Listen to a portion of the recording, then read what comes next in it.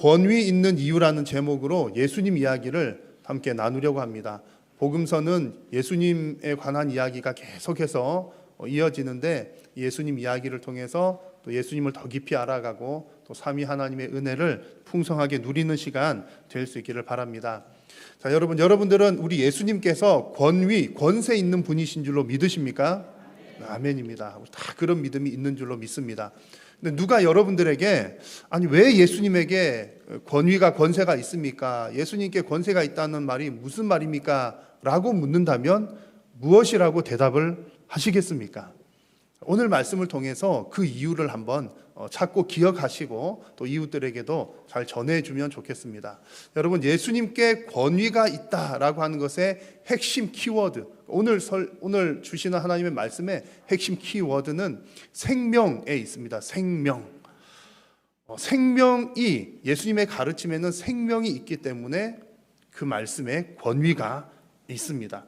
권위라고 하는 말은 어떤 영향력을 끼친다는 말과도 같은 맥락인데 우리에게 가장 큰 영향력을 끼칠 수 있는 것은 우리의 생명과 관계되어 있습니다. 그래서 아마 여러분 인생에 가장 큰 영향력 끼치신 분이 누굽니까? 물으면 부모님이죠. 부모님 없이는 우리가 생명을 얻을 수가 없었기 때문이고 또 그것 때문에 부모 공경하고 감사하고 평생 또 공경을 하기 때문입니다.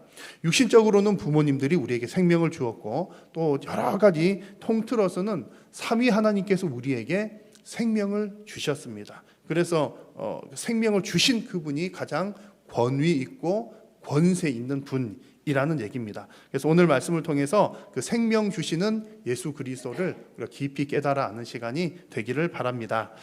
자, 예수님께서 이제 본격적으로 사역을 시작하시면서 예수님께서 많은 사람들 가는 곳곳마다 사람들에게 하나님 말씀을 가르쳐 주셨습니다. 여러 가지 내용들 가르쳐 주셨고 또 앞으로도 그런 내용들을 계속 살펴보겠지만 예수님께서 가르쳐 주셨던 것의 아주 핵심적인 내용은 하나님의 나라와 하나님의 복음, 이렇게 이해를 하시면 되겠습니다. 하나님의 복음 또 하나님의 나라.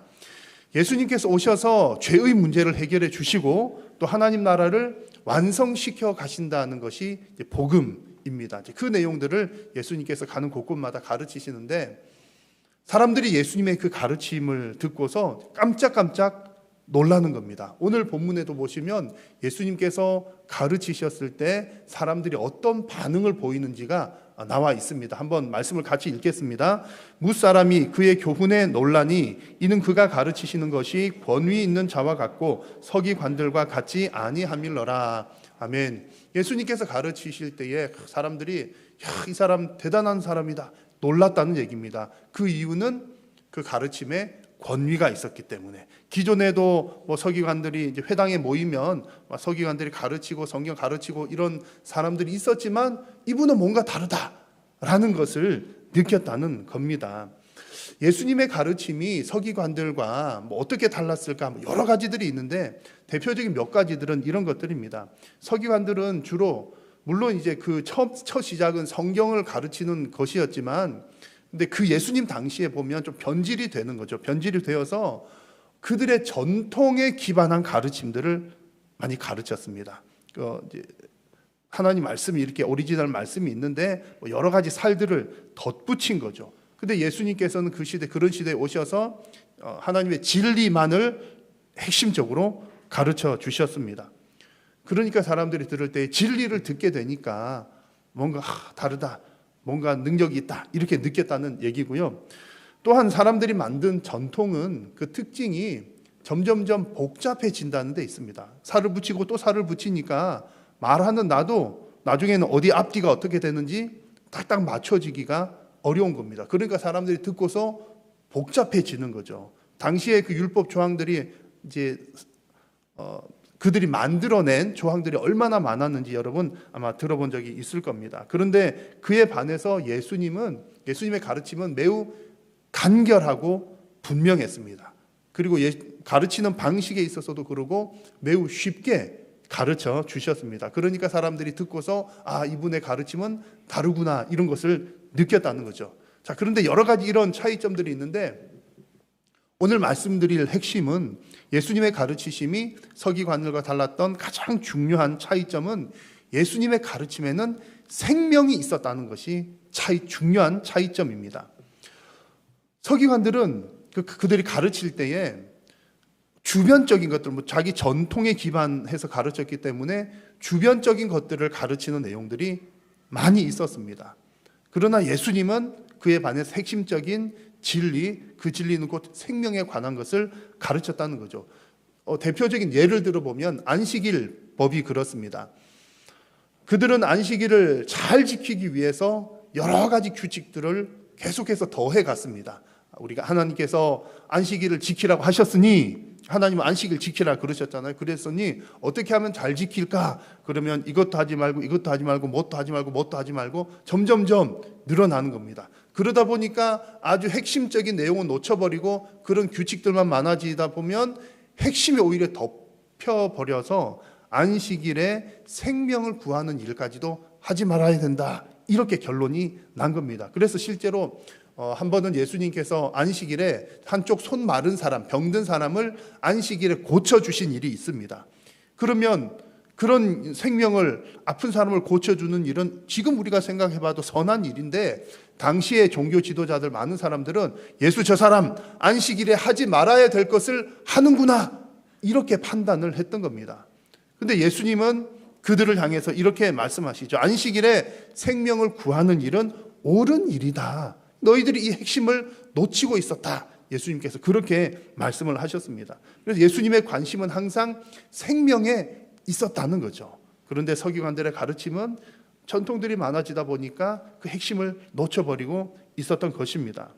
자, 그러면 여러분, 예수님께서 이렇게 생명에 관심을 가지고 계셔서 권위가 있으셨다고 한다면, 우리도 만약 그래 나도 생명에 관심을 가져보자, 생명을 관심을 갖는다고 하면 우리에게도 예수님과 똑같은 권위가 생겨날까요? 그렇지는 않은 겁니다. 우리도 생명을 잘 가르치고 진리를 잘 가르치는 것이 마땅히 해야 될 일이고 중요한 일이긴 하지만, 제가 여러분 생명입니다 가르친다고 해서 예수님과 똑같은 권위가 생기는 것은 아니라는 얘기입니다. 왜냐하면 예수님께서 생명에 관심을 가지셨던 것은 그저 단순히 관심만 가지신 것이 아니라 예수님은 생명에 대한 권한도 가지고 계셨기 때문입니다. 생명에 대한 권한이 예수님께 있었다는 거죠.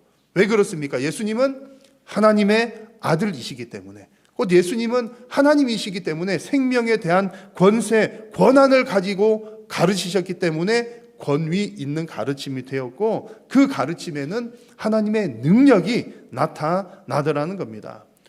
예수님은 그냥 말로만 생명하는 것이 아니라는 얘기죠. 실제로 생명을 살리는 능력을 보여주셨던 겁니다. 그래서 오늘 잠시 후에 살펴볼 그 내용들, 귀신 쫓아내시는 장면이라든지 병든 사람 고치시는 내용들이 바로 예수님께서 그런 생명에 대한 권한이 있으시고 권위가 있으신 분으로서 행한 것들을 보여주시는 내용입니다. 여러분, 예수님은 생명에 대한 권한을 가지신 분이기 때문에 생명을 살리시는 능력을 보여주십니다.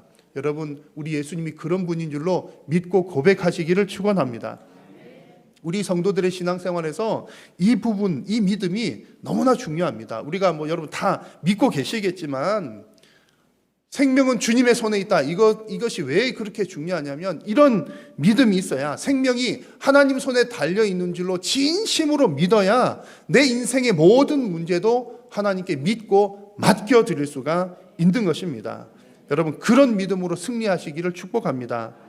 그래서 우리가 예수님 믿습니다, 하나님 믿습니다라고 하는 것은 그냥 하나님이란 분이 계셔, 예수님이란 분이 2000년 전에 계셨어, 그 존재만을 믿는 것이 아니라 내 생명의 주권이 하나님께 있음을 고백하고 인정하는 일입니다.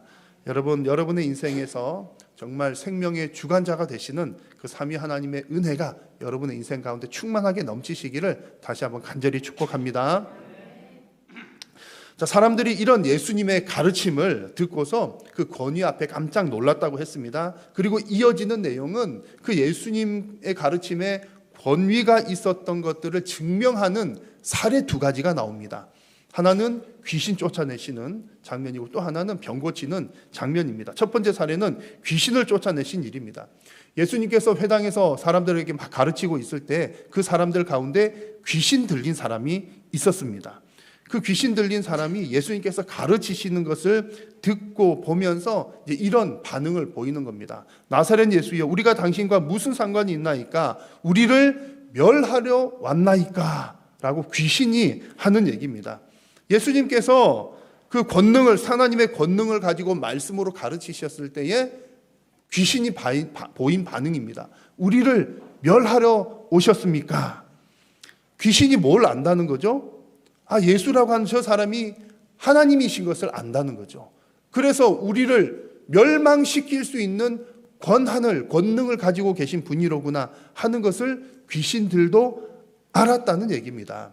야고보서 말씀에도 보면 비슷한 내용이 나옵니다. 귀신들도 믿고 떠느니라. 귀신들도 하나님이 어떤 분인지 안다는 얘기입니다. 자, 그러면 여러분, 성도인 저와 여러분들도 하나님을 알고 귀신들도 하나님을 압니다. 그럼 우리가 믿음이 똑같은 믿음일까요? 중요한 것 한 가지 차이점이 있습니다. 아는 것은 똑같지만 관계가 다른 거죠. 하나님과 우리와의 관계는 하나님과 백성과의 관계, 왕과 백성의 그런 관계가 있는 것이지만 귀신은 하나님의 나라를 대적하는 관계에 있는 겁니다. 그런 차이가 있습니다. 그래서 귀신들은 하나님의 나라를 대적하는 관계에 있기 때문에 하나님의 백성들의 삶에 개입해서 하나님의 백성들을 괴롭게 하고 믿음에서 멀어지게 하며 또 하나님의 모든 피조 세계 가운데에 간섭하고 개입하면서 하나님의 피조 세계를 죄로 물들게 하는 것이 마귀가, 귀신이 하는 일입니다. 그래서 성경 곳곳에 보면 이런 귀신에 사로잡힌 사람들은 어쨌든 그의 인생길들이 망하는 길로 가게 되는 것을 성경이 분명하게 보여주고 있습니다. 귀신은 살리는 영이 아니라 죽이는 영이기 때문입니다. 그래서 이런 사실들은, 이런 영적인 흐름들을 알고 있었던 당시의 사람들은 그들의 인생에서 귀신이 막 이렇게 나타나고, 지금이랑은 분위기가 다르지만 귀신들의 존재를 알았기 때문에 메시아가 오시면 이런 악한 영적인 세력들을 다 멸망시키시고 하나님의 나라가 임하게 될 것이다 라고 하는 기대감들을 가지고 있었던 겁니다. 그래서 지금 그런 기대감이 있는 상황 속에 예수님이 오셔서 지금 귀신을 쫓아내시는 겁니다. 그러니까 지금 이 상황에서 예수님께서 귀신을 쫓아내신 사건은 그냥 더러우니까 그냥 더러운 거 치워버린 정도가 아니라 그 가운데 하나님의 나라를 선포하셨다는 이야기이고, 그들에게 살리는 역사, 생명의 역사를 보여주셨다는 그런 사건입니다. 여러분, 지금은 그런 귀신이 있습니까? 없습니까? 예수님은 지금, 예수님 시대에는 귀신 쫓아내서 하나님 나라 임하게 하셨고 또 생명의 역사 일으키셨는데, 지금은 귀신이 있나요? 없나요? 최근에 여러분 귀신 들린 사람 본 적이 있습니까? 없습니까? 저는 최근에는 잘 못 본 것 같아요. 근데 너무 질문이 좀 귀신이 있습니까? 이러면 질문이 좀 이상하기도 하지만 답은 너무나 분명하죠. 지금 이 시대에도 악한 영의 세력, 귀신들은 분명하게 존재하고 있습니다. 근데 왜 요즘 우리 눈에 잘 안 보이죠?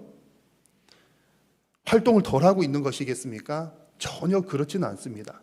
마지막 날, 심판의 날이 다가오면 올수록 악한 영의 세력들은 더 발버둥을 칩니다. 더 발버둥을 쳐요. 왜냐하면 자기들을 위해서 준비된 그 지옥불에 누구라도 하나 더 데리고 가려고 그러는 겁니다. 그래서 지금 우리 눈에 잘 보이지 않는 것은 각 시대마다 활동하는 방식이 다를 뿐이지, 지금은 사실은 더 악한 방법들로 성도들을 미혹하고 있습니다. 왜냐하면 각 시대마다 방법은 다르지만 목적은 똑같기 때문입니다. 성도들 미혹하고 하나님의 피조 세계를 죄로 물들게 하는 것입니다. 그래서 예수님 시대도 그랬던 것처럼 지금도 마찬가지로 사탄의 영향력 아래에서 살아가면 결국 그 길은 사망의 길입니다. 잠언에서는 마치 이런 죄 짓는 사람들을 두고서 도살장에 끌려가는 소와 같다라고 비유를 했는데, 지금도 우리가 잘 분별하지 못하고 사망의 길을 판단하지 못하면, 영적인 눈을 뜨고 있지 못하면 사망의 길로, 도살장으로 끌려가는 모양과 똑같다는 사실입니다. 여러분, 이 사탄의 길을 어떻게 우리가 분별하고 어떻게 대적할 수 있을까요? 중요한 것은 이 사탄, 귀신의 일들을 대적하는 것은 내 믿음으로 하는 것이 결코 아닙니다. 오직 예수 그리스도의 능력으로 이 일을 감당할 수 있습니다. 그래서 오늘 성경에서 보여주는 것처럼 하나님의 말씀이 선포되고 예수 그리스도의 능력이 나타나는 곳에는 귀신들이 무서워서 벌벌벌 떨게 되는 겁니다. 우리를 멸하러 왔나이까. 예수 그리스도의 이름이 있는 곳에 이런 역사가 나타나는 줄로 믿습니다. 여러분, 오직 예수님의 능력으로 영적 싸움에서 승리하시기를 축복합니다. 이어지는 말씀을 보시면 예수님은 우리는 이 얘기를 잘 아니까 그렇잖아요. 예수님은 예수님이니까 귀신 막 이렇게 하시니까 쫓겨나가는 겁니다. 그런데 이 이기시는 방법을 한번 자세히 살펴보면 예수님께서 귀신 쫓아내시는 방법이 아주 간결하고 통쾌합니다. 25절 말씀을 같이 한번 읽겠습니다. 예수께서 꾸짖어 이르시되 잠잠하고 그 사람에게서 나오라 하시니. 아멘. 예수님께서 귀신 쫓아내는 방법 어떻게 하셨습니까? 꾸짖으시니 말씀으로 귀신을 쫓아내셨다, 그 얘기입니다. 꾸짖다는 말은 경고한다라고 하는 뜻을 가지고 있기도 합니다. 그래서 귀신에게서 너 경고하는데 당장 나와! 이렇게 꾸짖었다는 말씀이죠. 여러분, 너무나 중요한 내용입니다. 이 말씀은 예수님께서 귀신을 쫓아내실 때 다른 도구나 다른 어떤 도움을 필요로 하지 않으셨다는 내용입니다. 이 말은 다른 말로 하면 전적으로 예수님의 권위로 귀신을 쫓아내셨다는 얘기죠.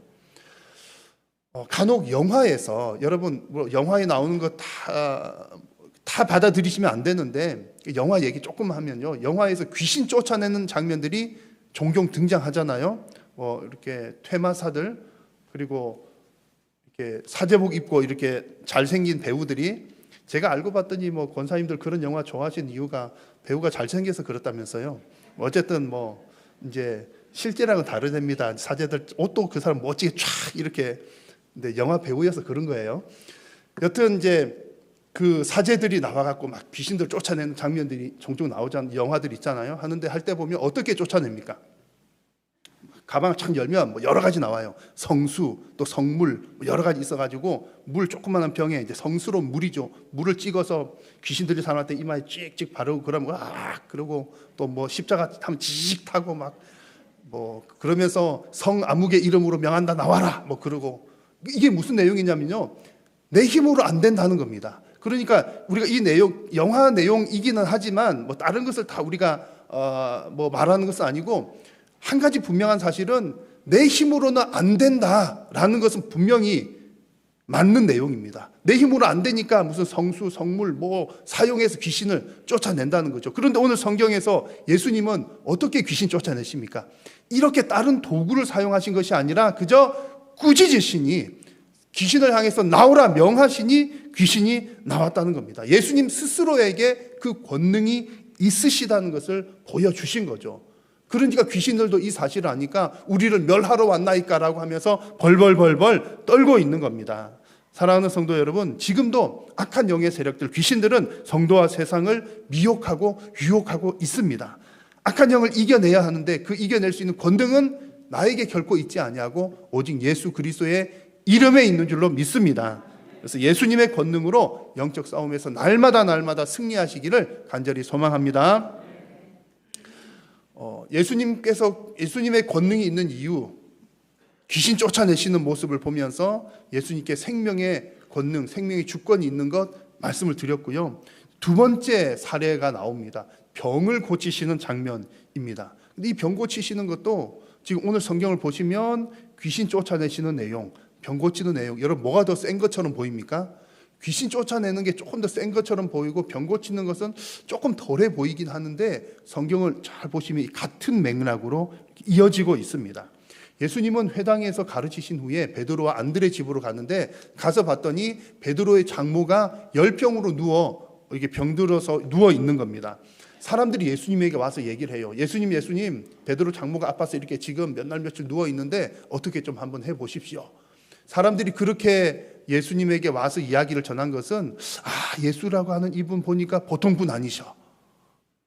분명히 육신의 병까지도 치료해 주실 수 있을 것 같다. 그런 기대감을 가지고 지금 나오는 겁니다. 여러분, 예수님께 병 고쳐달라는 기대감 가지고 나오는 게 잘한 일입니까? 못한 일입니까? 잘하는 일이에요. 근데 만약 우리가 여러분 이게 균형이 중요합니다. 하나님 믿을 때에 영적인 것에는 전혀 관심 안 두면서 내가 어떻게 하면 뭐 내 병이 나을까, 어떻게 하면 더 건강할까, 어떻게 하면 내 사업이 잘 될까, 어떻게 하면 내 자식도 취업 잘할까, 여기에만 육적인 일에만 관심을 두면서 하나님께 나오는 것은 건강한 상태는 아니에요. 그런데 하나님을 믿는다는 것은 우리 영적인 문제도 하나님께서 해결해 주시지만 육적인 문제도 하나님께서 분명히 해결해 주시는 분이십니다. 그래서 우리가 하나님은 우리의 영과 육의 모든 인격의 주인인 것을 고백하는 장면이 바로 예수님 우리에게 병도 고쳐 주십시오라고 하는 겁니다. 귀신 쫓아내는 장면이 약간 영적인 느낌이라면 병 고쳐 주시는 장면은 어떤 육적인 부분인 것이고, 예수님은 우리의 영과 육의 모든 것의 주인 되신다는 것을 보여주고 있습니다. 그래서 사람들이 이제 베드로 장모 아픕니다 이렇게 했을 때 예수님께서 보시고 가서 오늘 31절 말씀 보니까 그 장모의 베드로 장모의 손을 잡아서 일으키시니 그 병이 나았더라 이렇게 기록합니다. 자, 그런데 오늘 똑같은 내용이지만 성경은 참 놀라워요. 성경은 그래서 통으로 보실 필요가 있는데 같은 내용인데 누가복음을 보시면 재미있고 중요한 표현이 한 가지가 등장합니다. 같이 한번 읽어볼까요? 시작.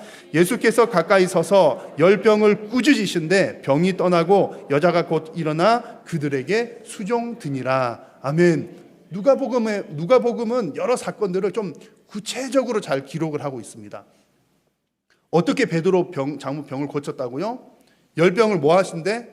꾸짖으시면서 고치셨다는 거죠. 어디서 본 내용입니까?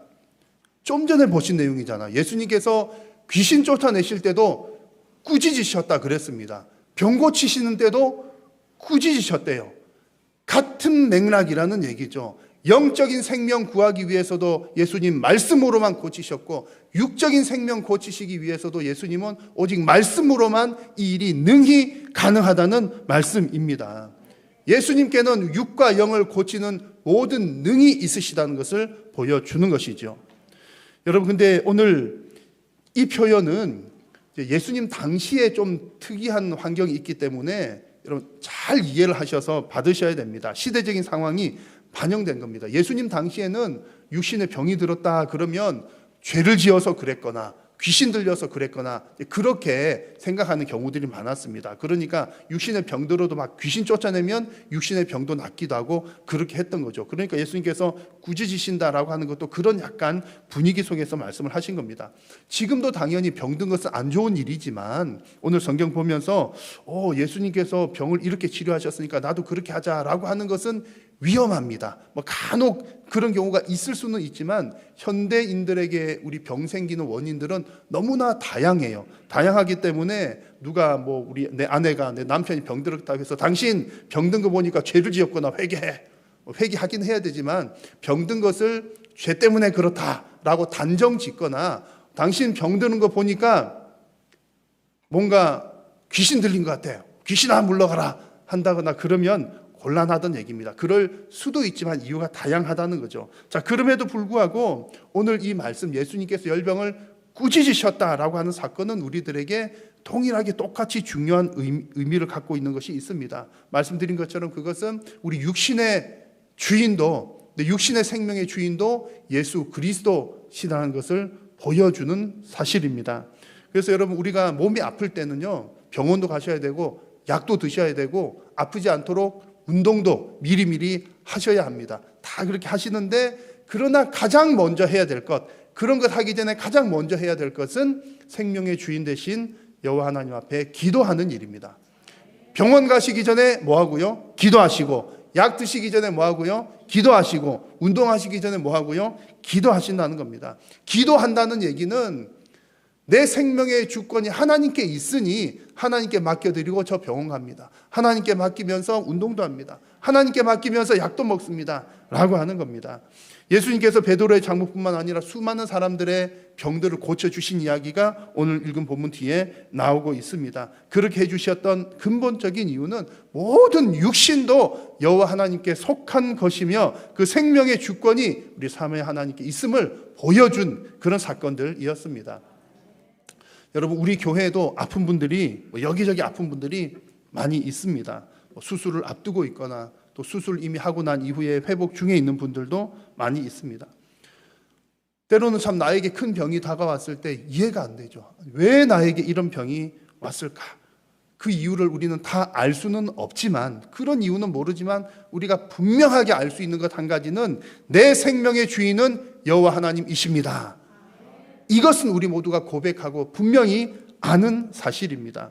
그러므로 여러분들의 질병을 위해서나 혹은 옆에 있는 우리 믿음의 동역자들의 질병을 위해서 기도해 주실 때 이렇게 기도하시면 좋겠습니다. 그냥 단순히 하나님 내 몸 좀 고쳐주십시오 이렇게 기도하는 것보다, 그렇게 기도하는 것도 나쁜 건 아니지만 하나님 내 몸 아파 죽겠어요, 내 몸 좀 고쳐주세요, 그렇게 하는 기도보다 하나님 내 생명의 주인은 하나님이시니 하나님의 것을 강건하게 보존해 주십시오. 내 것을 내 것이라 여기지 않고 하나님의 것이니까 하나님 고치시든지 말든지 알아서 해 주십시오. 하나님께 맡기는 그런 믿음이 있기를 바랍니다. 그런 믿음으로 기도할 때에 평강의 하나님이 여러분과 함께 하실 것이며 하나님의 뜻을 따라 회복시켜 주실 줄로 믿습니다. 오늘 성경에도 보시면 베드로의 장모를 고친 이후에 끝에 조금 나오는 장면인데, 하나님께서 어떤 목적을 가지고 고치셨구나 라고 하는 것을 엿볼 수 있는 부분이 있습니다. 31절의 마지막에 보시면 그 베드로 장모가 열병이 떠나가고 마지막에 뭐라고 그랬습니까? 그 여자가 그들에게 수종드니라는 장면이 나옵니다. 이것은 무엇을 말씀하냐면 베드로의 장모는 지금 병만 깨끗하게 고침받은 것이 아니라 봉사를 할 수 있는 힘까지도 얻었더라, 그런 얘기입니다. 예수님께서 치료하시는 목적은 너가 아픈 게 불쌍하니까 아프면 얼마나 고생이 많아, 고생 좀 그만해, 물론 그런 긍휼한 마음 있으시지만 병만 고치는 것이 목적이 아니라 그 병 고침을 통해서 본래의 모습을 회복시켜 주시는 것, 또한 그 과정을 통해서 하나님의 뜻을 이루는데 우리 하나님 예수 그리스도의 목적이 있습니다.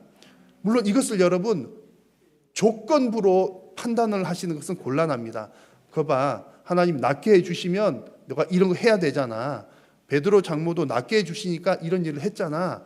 예수님께서는 내가 너 낫게 해줄 테니까 수종 들어봐, 그렇게 하시지 않으셨다는 얘기입니다. 어떻게 보면 베드로의 장모는 이 이전에 또 그냥 평상시처럼 했던 모습일 수도 있어요. 그냥 병들어서 못했던 것, 병 나았으니까 손님들 대접하는 것, 그런 모습일 수 있는데, 이렇든 저렇든 지금 병 고침을 받고 난 이후에 본래의 모습이 회복되었다는 것은 분명합니다. 그래서 하나님께서 우리 병든 자들, 성도들이 병들었을 때도 우리 병만 고쳐주시는 것보다는 그것을 통해서 우리가 본래 해야 될 일, 본래의 사역들, 본래의 목적들을 이루기를 원하십니다. 그래서 여러분 육신의 질병을 위해서 기도하실 때도 하나님 피곤하고 힘드니까 고쳐주세요, 그것보다 조금 더 높은 단계의 것은 하나님 회복시키셔서 주의 뜻을 이루어 주십시오 라고 기도하고 승리하시기를 바랍니다.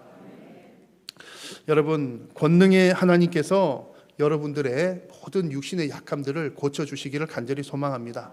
더 중요한 것은 하나님께 그렇게 고쳐주셨을 때 고치신 그 은혜를 평생 잊지 않고 간직하시기를 더 간절히 소망합니다. 왜냐하면 성경을 보니까 많은 사람들이 하나님께 고쳐주십시오 해가지고 하나님께서 다 고쳐주셨는데 그 은혜를 잊어버리는 이야기들이 성경에 많이 등장합니다. 하나님께서 그것은 원치 않으시는 거죠. 그래서 하나님께서 여러분들에게 정말 놀라운 은혜도 베푸시고 또 그 은혜를 평생 간직하시면서 믿음으로 승리하시기를 바랍니다. 자, 오늘 우리는 예수님께서 오직 말씀으로 귀신도 쫓아내시고 말씀으로 병도 고치시는 그 장면들을 보았습니다. 이것을 통해서 예수님 정말 권위 있으신 분이로구나, 생명을 다루는 분이시기 때문에 이런 권능이 있으시구나 하는 것을 우리는 말씀을 통해 들었습니다. 우리의 생명의 주관자 되신 예수 그리스도의 그 은혜가 여러분들의 인생 가운데 충만하게 넘치시기를 다시 한번 간절히 소망합니다. 기도하겠습니다. 살아계신 여호와 하나님, 우리의 생명의 주관자 되신 분이 오직 여호와 하나님 한 분이신 줄로 믿습니다. 사랑하는 성도님들, 우리의 모든 생명의 주권을 삼위 하나님 앞에 맡겨드리고 믿음으로 이 땅의 삶을 경주하는 복된 인생들이 되게 하여 주옵소서. 예수님의 이름으로 기도드립니다.